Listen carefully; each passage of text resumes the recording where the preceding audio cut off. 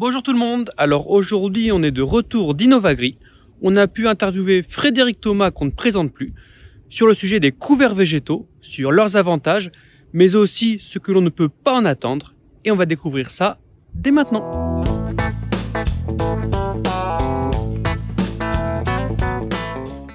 J'ai la dure mission de vous parler de la gestion qu'on va être obligé de faire avec des couverts végétaux.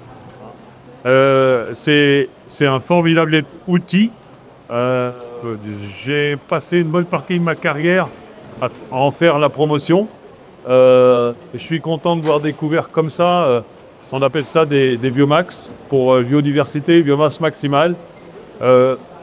J'ai souvenir de nos premiers voyages au Brésil dans la fin des années 90 où on voyait des couverts monumentaux au Brésil. Et nous, on était avec une petite iguane, une petite truie d'arc comme ça. Et on se disait, bah oui, c'est normal, ils ont un climat, ils ont des terres, nous, on n'y arrivera pas. Et aujourd'hui, bien ma foi, on voit des couverts comme ça. Alors ça, c'est un peu bricolé pour l'exposition. Mais aujourd'hui, couramment dans les campagnes, faire 4, 5, 6, 7, même 8 tonnes de matière sèche, c'est des choses qui font courantes. 8 tonnes de matière sèche. Qui l'eût cru, hein, qui l'eût cru. Hein, et ça, c'est quelque chose qui va nous apporter énormément. Alors après, va y avoir plusieurs stratégies. Et là, c'est là que c'est intéressant d'avoir d'autres couverts comme ça. Il y a des couverts qui vont être très légumineuses, qui vont être avec des C/N bas. C'est des couverts qui font se décomposer assez rapidement et redonner la fertilité assez rapidement, qui vont éventuellement, je dis bien éventuellement, fixer de l'azote, ce qui n'est pas le cas pour le couvert qui est derrière moi. Il n'a pas beaucoup fixé l'azote, il n'y a pas beaucoup de nodosité, parce qu'en fait, on est sur un sol où il y a beaucoup d'azote. Quand vous voyez le couvert qui est là, mais en fait, on a pléthore d'azote, et c'est, je ne veux pas dire ridicule, mais dans cette situation-là, d'aller dans une orientation très azote pour aller chercher de l'azote, non, le couvert, il va recycler l'azote qui est présent dans le sol. Donc là, on n'aura pas un bénéfice azote, on pourra avoir la sensation d'avoir un bénéfice azote parce qu'on nourrira le sol avec un C/N plus bas. Donc le recyclage de la fertilité va être plus rapide, mais ce ne sera pas plus d'azote qui aura été intégré globalement dans le système. Alors que dans la région, je serais plus favorable à des couverts comme ça. Alors, dans la région, parce que on est souvent sur des rotations, on va trouver de la pomme de terre, de la betterave, on va trouver de l'oignon, on va trouver du lin, on va trouver une partie de production qui ne sont pas des productions qui laissent énormément de carbone au niveau du sol. En fait, toutes ces rotations-là, hormis le blé, les céréales, hormis le colza, hormis le maïs grain, eh bien en fait c'est des rotations qui ont un énorme défaut carbone.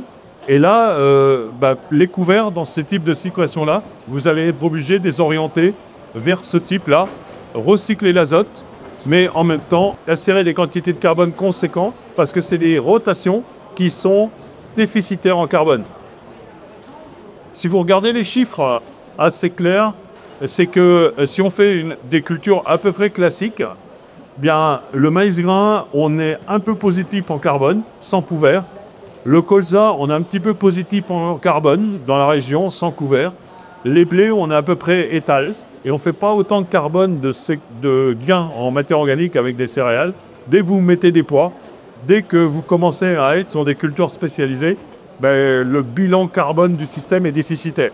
Donc là, il faudra que les couverts soient aussi orientés sur la quantité de carbone pour compenser le manque pour le sol. Il y a des règles assez simples au niveau de la matière sèche végétale, alors qui est vrai pour le bois, qui est vrai pour un couvert végétal, qui est vrai pour de la paille.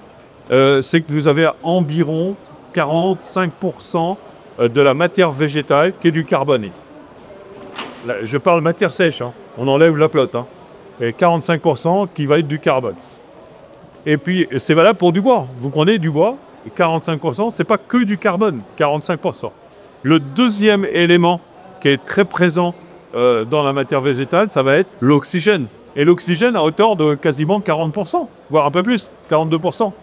Et du bois, globalement, si on prend un bois de chêne, hein, c'est du carbone, de l'oxygène et 1% de matière minérale. C'est les cendres qu'on récupère. En fait, la végétation est globalement constituée de gaz. C'est ce qui a posé un énorme problème aux premiers agronomes quand ils ont commencé à se poser la question d'où venait la matière qu'on retrouvait dans le végétaux. Vous voyez, au XVIIe siècle, les gars, ils ont commencé à se poser ces questions-là. Et ils ont fait des blocs de sol qu'ils ont pesés et ils ont fait pousser les plantes sur ces blocs de sol. Ils ont obtenu des végétations qui faisaient plusieurs tonnes de matière sèche et le sol n'avait pas bougé en poids. Vous imaginez l'interrogation qu'ils ont eue. Ils se sont dit, ben c'est terrible, on fait pousser dans le sol, on a des racines, ça puise des éléments, et en fait, c'est autre chose. Et en fait, la majorité, c'est les gaz. Alors, la végétation que nous, on fait pousser, en général, on a 3 à 4, voire 5% de matière minérale dedans. Mais c'est tout. Alors, ici, dans cette matière minérale, on aura une quantité d'azote assez conséquente. On va être à 3,5-4%.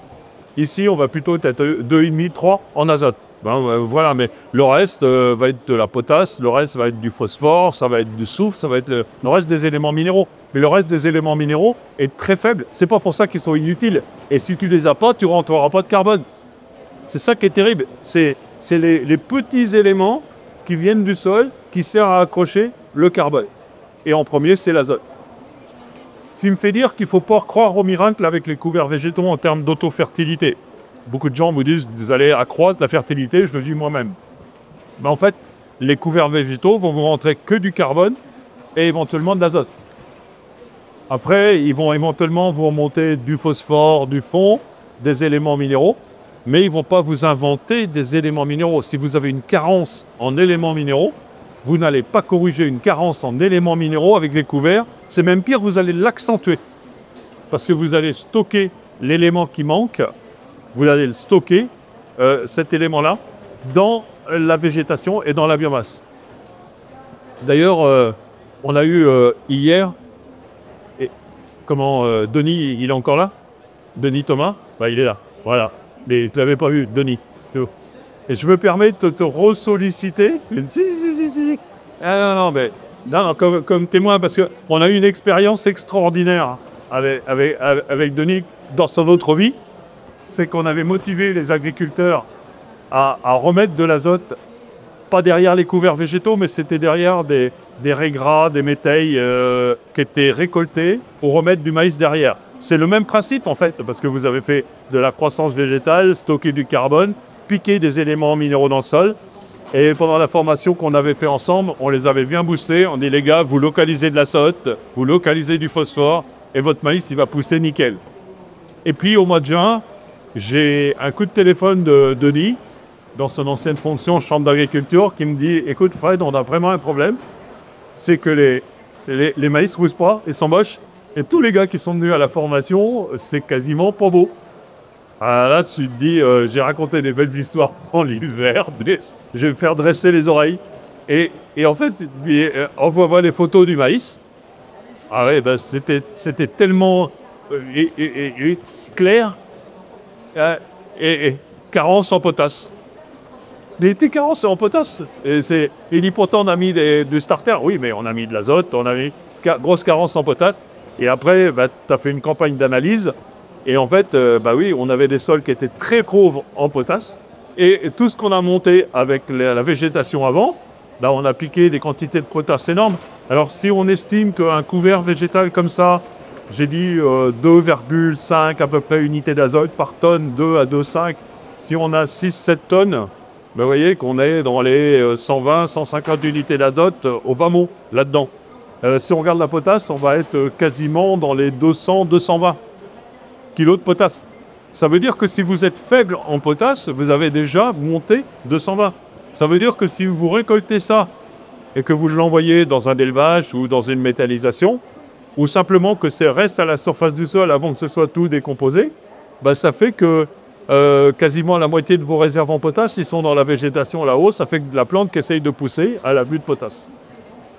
Donc vous pouvez révéler, en fait vous ne créez pas la carence, vous la révélez. d'une certaine manière. Donc, c'est bénéfique. Et tes gars, ils ont corrigé le truc. Et après, ça a été. C'était fait. Mais il y a eu un petit moment de... j'ai passé un petit moment en juin, là. C'est pour ça que, quand je t'ai vu, c'est revenu tout de suite à cette expérience-là. Mais c'était génial. Hein. C'est pareil. Rêver qu'on va tout corriger la fertilité avec les couverts. J'ai des bonnes expériences en vigne, et souvent, dans certains vignobles, on peut arriver à des niveaux de fertilité extrêmement bas. Et en fait, j'ai vu des facélies toutes rouges, autres comme ça, des avoines toutes rouges, autres comme ça, ou toutes blanches. Ça pousse pas. Le gars, il a acheté le super mélange de couverts, il a bien implanté ça. Mais si tu n'as plus de fertilité disponible, ton couvert ne poussera pas. Donc, faut bien entretenir le système. Il faut pas croire au miracle. Hein. Mais si on produit des couverts de manière continue, éventuellement qu'on amende le système, automatiquement, on va avoir une croissance de l'auto-fertilité, ça c'est vrai. Mais il va falloir une certaine continuité dans le temps. Ce n'est pas immédiat et on peut révéler des carences. Donc, ça c'est pour la partie azote. Alors, on revient à la partie carbone. On a dit qu'en carbone, on avait 45%, ça vous va? Donc, si on a un couvert qui fait quasiment 6-7 tonnes, là, quand tu as ton téléphone, tu vas calculer. Ça va être très bien.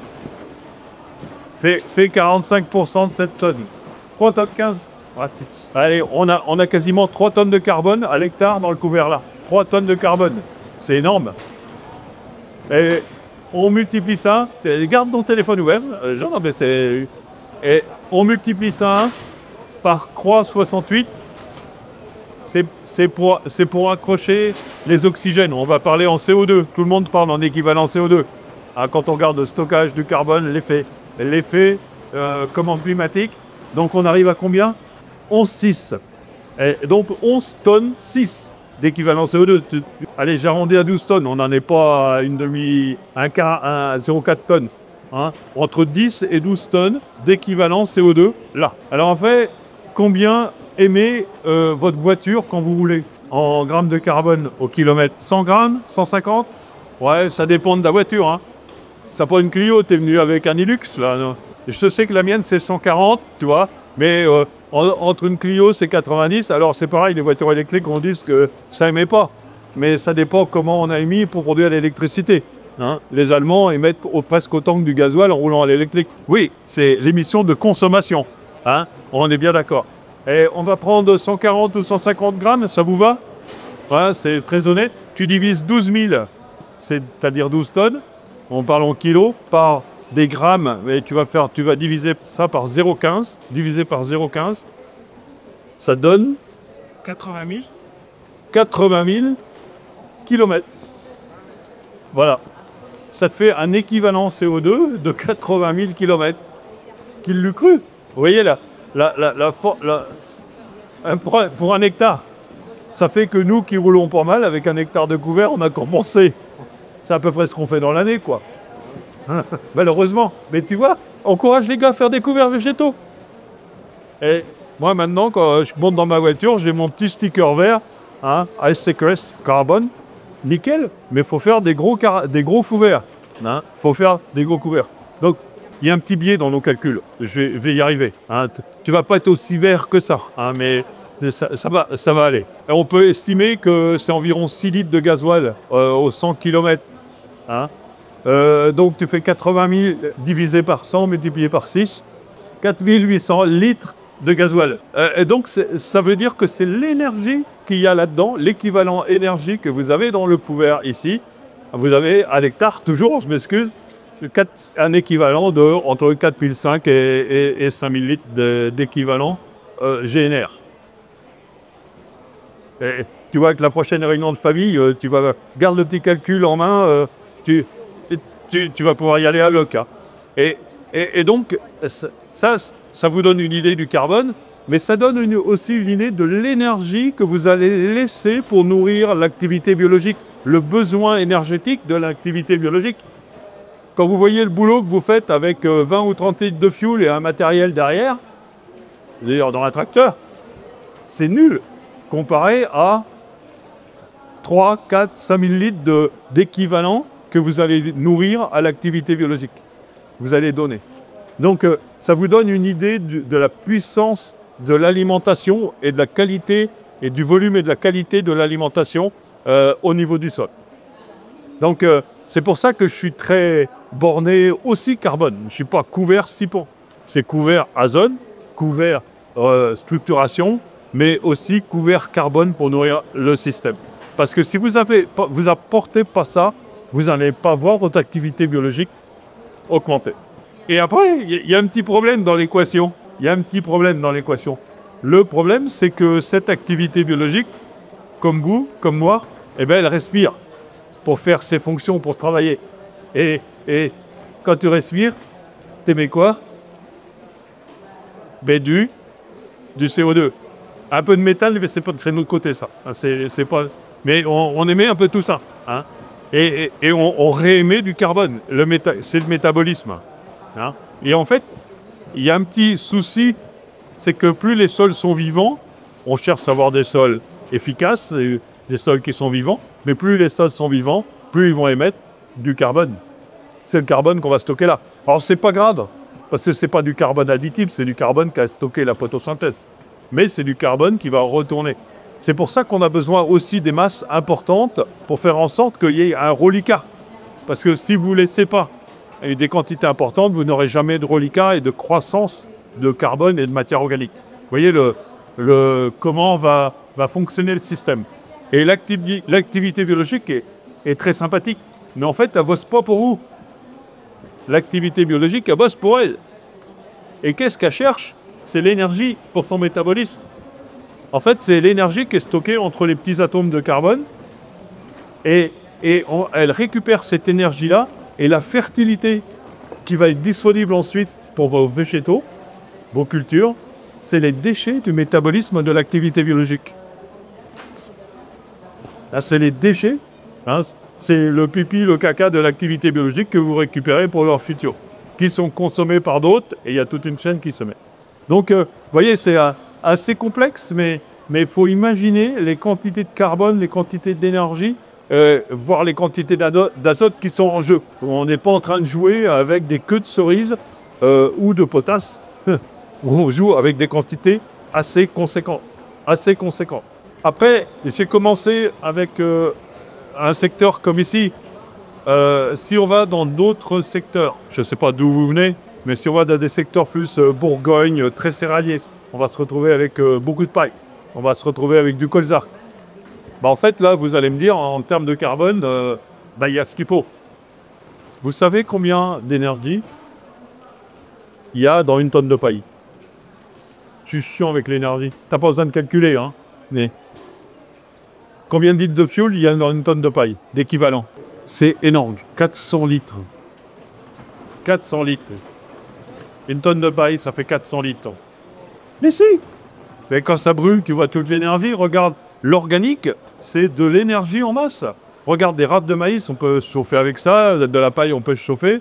Mais c'est de l'énergie en masse. Tu as une coopérative dans l'ouest de la France qui sèche de la luzerne avec la paille des agriculteurs. Et en fait, nous, on récupère des quantités d'énergie énormes. Et après, les cendres, c'est la minéralité qu'il y a dans la paille. Hein. Et donc, on pourrait dire, c'est génial, des gens qui ont beaucoup de paille. Mais en fait, quand vous avez beaucoup de paille, vous tombez dans un système inverse. Vous avez trop de carbone pour nourrir le sol. Et la ration d'activité biologique, elle n'est pas bonne. Ils ont du carbone à bouffer. Et donc ça, ils ne savent pas digérer correctement le carbone. Et à partir de ce moment-là, en ajoutant des sucres, en ajoutant du carbone plus fermentescible, en ajoutant de l'azote au système, vous augmentez la capacité à digérer correctement la paille. Et ça vous fait une meilleure croissance organique, une meilleure valorisation des pailles. C'est pour ça que dans ces régions-là, prélevez la paille de temps en temps, prélevez la paille devant des colzas, devant un couvert végétal, un endroit qui vous ennuie. C'est loin d'être une catastrophe en termes de bilan humique, alors que j'en enlevais beaucoup de carbone. Mais non, parce que le système est trop riche en carbone et les sols, il l'évacue, il n'arrive pas à l'ingérer correctement, on n'a pas vraiment de stockage de carbone. Il y a eu une super expérimentation qui a été faite en Australie et qu'on a relaté dans TCS l'année dernière. Pendant 5 ans, sur une rotation 4 pailles, 1 colza, dans le New South Wales, Nouvelle-Galles du Sud, donc des régions qui ne sont pas le désert australien, hein, qui sont des régions assez vertes agricoles. Et ils ont fait laisser la paille, environ 3,5 tonnes, 4 tonnes. Et en fait, sur une partie des modalités, ils ont inséré dans la paille du azote, du phosphore et du soufre pour alimenter l'activité biologique qui était capable de croquer la paille parce qu'elle avait du carbone. Donc en fait, on a fait comme si on raisonnait vache laitière et on a rééquilibré la ration minérale pour l'activité biologique. Alors ils ont été forts parce qu'ils ont broyé ça, ils ont broyé les engrais et donc à côté, ils ont laissé des pailles qu'ils ont mis de manière classique mais incorporées en surface. Au bout de 5 ans, un essai très solide, analyse de densité, et le carbone jusqu'à 1,60 m. J'en reviens à la petite discussion qu'on a eue ce matin. Non, du travail solide. Hein. Eh bien, en fait, la partie où ils avaient incorporé les pailles pendant 5 ans, le taux, la quantité de carbone dans le sol a baissé de 2,5 tonnes à la grosse louchée. Le carbone a baissé. Alors tu te dis, waouh, oui, le carbone a baissé. Ben oui, parce que l'activité biologique qui cherche à croquer les pailles, elle n'a pas assez d'azote, elle n'a pas assez de phosphore, elle n'a pas assez de soufre pour se développer. Donc automatiquement, elle va consommer la matière organique qui est déjà dans le sol. C'est terrible comme fonctionnement. Et parce que c'est des C/N qui sont plus bas, et ça lui permet de trouver plus facile, disons, de l'azote, du phosphore et des éléments plus disponibles. Et en fait, pour rentrer du carbone nouveau, elle bouffe du carbone ancien et elle en évacue beaucoup parce que le C/N est plus faible. Donc en rentrant de la paille, on se trouve avec un bilan négatif. Bordel de merde. C'est pas simple l'agronomie. Et l'endroit où ils ont foutu de l'engrais, tous les ans, bien incorporé, on a gagné environ 5,5 tonnes de carbone. Donc au final, sur 5 ans, il y a 8 tonnes par hectare de différentiel de carbone parce qu'on a financé l'augmentation minérale. C'est pour ça que je tiens à vous alerter là-dessus. On ne rentrera pas de la matière organique dans les sols en baignant simplement du carbone. Il va falloir qu'on apporte de la fertilité pour arriver. Et la première fertilité, ça va être l'azote. Mais c'est aussi le phosphore, c'est aussi le soufre. C'est certainement aussi un peu de magnésie, un peu de bore, un peu d'oligo-éléments. Je reviens à la discussion de ce matin. Ça marche toujours mieux chez les éleveurs. C'est toi qui me l'as dit, c'est pas moi qui l'ai dit. Hein. Mais oui, ils ont tout ça. Ils ont tout ça. Hein. Et c'est un peu plus dur en céréalier. Donc ça veut dire que, encore une fois, c'est pas de la magie, c'est de l'alimentation de l'activité biologique. Et c'est cette bonne alimentation de l'activité biologique qui permettra cette croissance organique. Et cette croissance organique, c'est bon parce qu'on séquestre du carbone et on va pouvoir rouler 80 000 km peinard. Mais en même temps, ce sera un meilleur stockage de l'eau, un meilleur fonctionnement du sol, un meilleur retour des éléments et une diminution de la fertilisation à terme. Mais voilà, pour vous donner une image plus globale, c'est pas si simple que ça, mais ça, c'est tout à fait possible. Donner quelques exemples. Alors, j'aime pas trop parler de ce qu'on a fait, mais comme on est sur un groupe entre Sol Capital, Auréa, Célestalab et compagnie, ici, en fait, dans ma situation, on a bien énormément joué sur la matière organique. Et en fait, sur mes terres qui étaient assez pauvres en Sologne, on a joué sur tous les tableaux. Parce que tu te dis au départ, avec des rendements faibles, des retours de paille faibles, des couverts qui sont nuls, ben, remonter les niveaux organiques et la fertilité du sol, il va falloir 3 générations d'agriculteurs. Ça va être compliqué. Donc pour booster l'affaire, ben, on a amené de la fertilité. On a amené aussi des composts qui sont du carbone et de la fertilité exogène. Et on a fait des couverts qu'on a boosté un petit peu. Et 30 ans plus tard, à peine, on se retrouve aujourd'hui, analyse Célestalab, avec des retours de fertilité potentielle qui sont entre 170 et 200, 220. Et je peux vous dire que c'est bluffant parce que ben, plus ça va, plus les couverts y poussent. Ben oui, mais je suis tenu à faire pousser les couverts parce qu'il faut rembourser la matière organique qui se minéralise tous les ans. Hein, mais les couverts poussent mieux. Ce qui me permet aussi aujourd'hui d'envisager des cultures, et entre autres des cultures d'été, avec très peu de fertilisation azotée. On a entre 50 et 0 de fertilisation azotée ajoutée. Sachant que si je fais un maïs à 10 tonnes, c'est mon objectif en non irrigué, si je fais un maïs à 10 tonnes, je vais exporter 120 unités d'azote. Donc il va bien falloir, à un moment donné, que je rajoute 120 unités d'azote sous forme de légumineuses, sous forme de compost ou sous forme d'engrais pour compenser les 10 tonnes que je vais exporter, les 120 unités d'azote.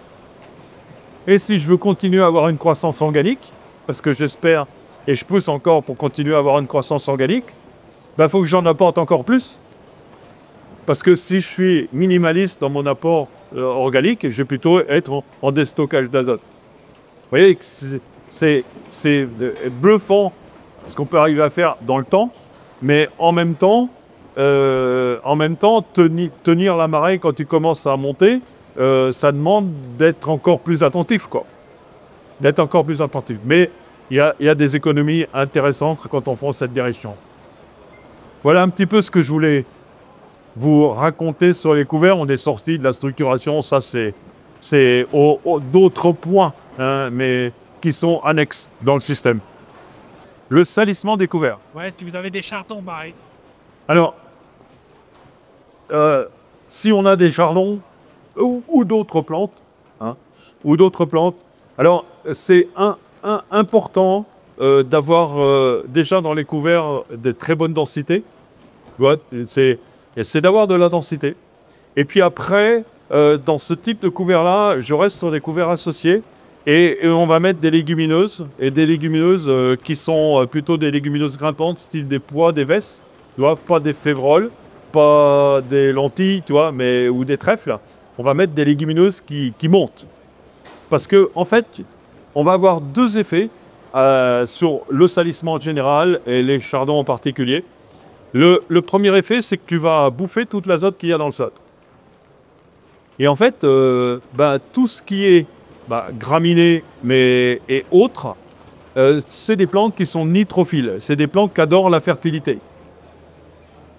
Et donc, en consommant toute la fertilité disponible, en fait, tu vas bloquer leur capacité à se développer parce que tu vas avoir bouffé l'azote et le reste de la fertilité avec des plantes qui sont efficaces en compétition. Donc c'est pour ça qu'il faut de la densité. La deuxième chose, pour des plantes qui montent assez vite, tu vois, comme cela, parce qu'ils vont avoir un effet sur la lumière. Parce que ton rond de chardon qui est tout seul au milieu de ton chaume, il est peinard, il fait de la lumière. Il capte de la lumière. Et quand il capte de la lumière, il fait de la photosynthèse qu'il est en train de stocker dans les rhizomes pour t'emmerder l'année prochaine. Donc, il faut que tu lui bouffes la lumière. Et puis après, tu mets des légumineuses. Parce que quand tu vas commencer à être bas en azote, ces légumineuses-là, ils vont monter dans le couvert et ils vont boucher le couvert. Parce qu'en fait, quand il n'y a plus d'azote, les plantes qui ne poussent qu'avec de l'azote qui est dans le sol, ils vont être calmes. Toutes les plantes, et ton chardon compris. Et là, ces légumineuses-là, parce que tu arrives à l'automne, il y a l'humidité qui reprend, ils vont venir chercher le peu de lumière qu'il y a et ils vont recouvrir les taches du dessus. C'est dans la clôture, ça. Ah ouais, c'est impressionnant. Impressionnant. Et ils vont venir recouvrir, hein, je te parle les vesses, hein, là, et ils vont venir recouvrir, et en recouvrant, ils vont augmenter la biomasse, apporter un C/N, ils vont abaisser le C/N du couvert, et en même temps, ils vont inonder en fait le couvert et réduire la lumière disponible. Et donc là, le chardon et plus d'azote, plus de lumière, progressivement, tu ne vas pas les éliminer, mais progressivement, il n'a pas la capacité à stocker des réserves pour pouvoir se perpétuer et tu vas les voir descendre dans tes parcelles.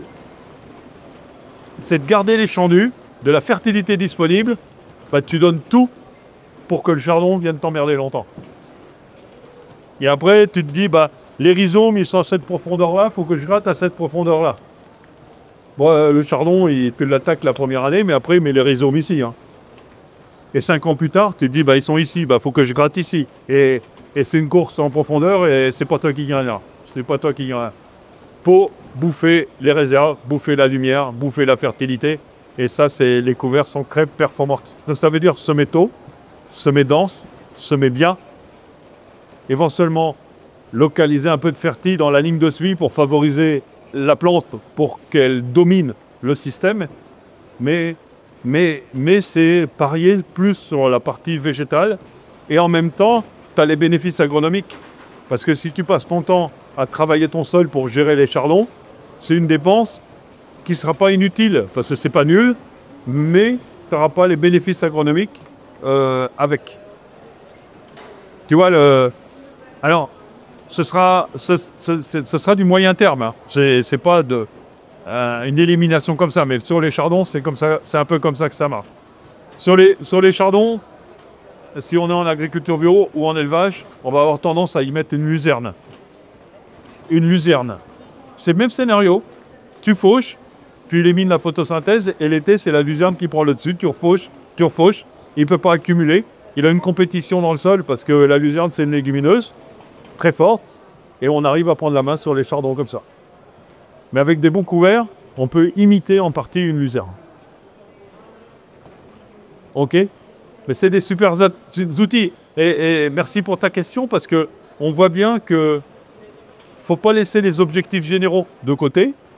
Y a pas, mais en même temps, on peut faire en modifiant un petit peu la conception et la gestion des couverts, on peut attaquer des petits dossiers qui peuvent être emmerdants. Si c'est un petit dossier de chardon, des fois ça peut être un gros dossier. Hein. Mais tu vois ce que je veux dire.